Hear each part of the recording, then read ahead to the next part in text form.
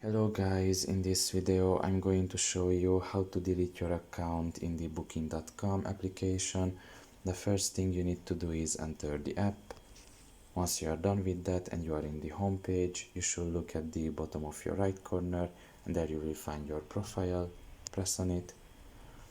And in this page, if you scroll down a little bit, you will see here the first option, which is manage your account.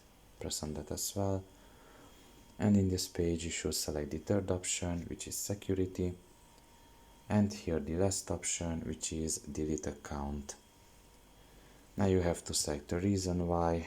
If you don't find a reason here already listed, you can just select other and you can write it down here what the specific thing is, and after that you can just press delete account.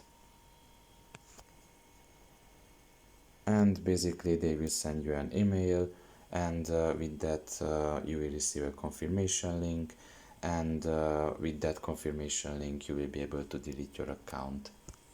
So pretty much this is all about it. I hope this video was helpful to you. Thank you for listening and see you next time. Bye bye.